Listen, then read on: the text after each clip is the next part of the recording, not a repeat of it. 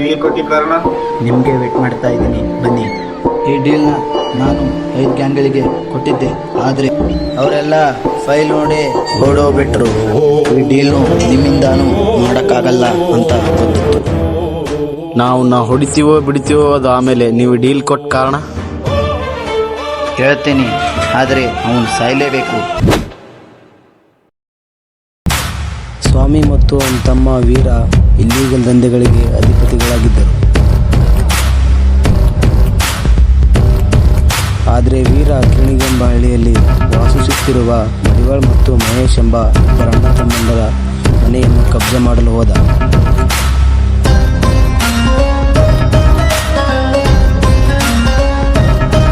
ಆದರೆ ಮಡಿವಾಳ ಈ ಮನೆ ನಂದು ಯಾವುದೇ ಕಾರಣಕ್ಕೂ ನಾನು ಕೊಡುವುದಿಲ್ಲ ಎಂದು ಹೇಳಿದ.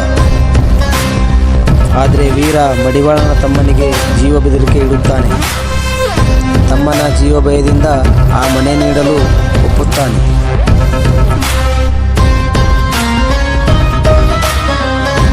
ಮನೆಯನ್ನು ಕಳೆದುಕೊಂಡು ನೊಂದಿರುವ ಅಣ್ಣ ತಮ್ಮಂದಿರು ಪೊಲೀಸ್ ಸ್ಟೇಷನ್ ಹೋಗದೆ ನೇರವಾಗಿ ರಾಕಿ ಹತ್ರ ಹೋಗುತ್ತಾರೆ.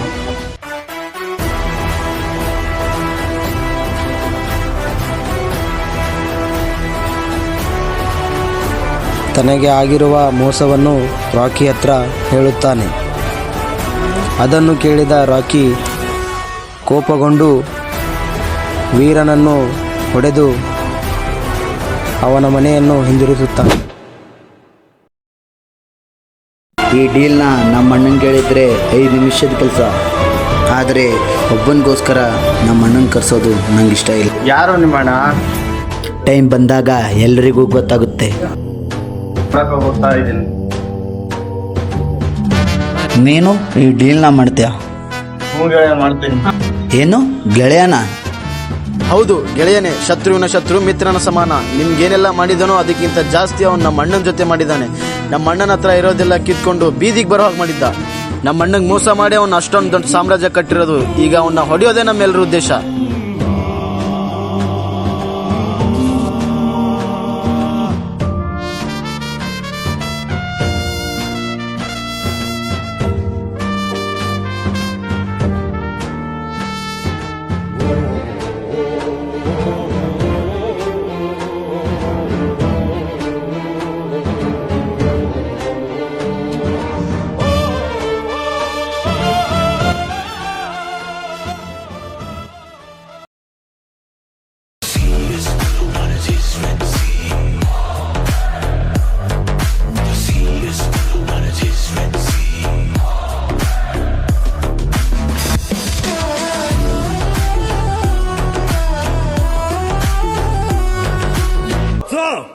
Just so.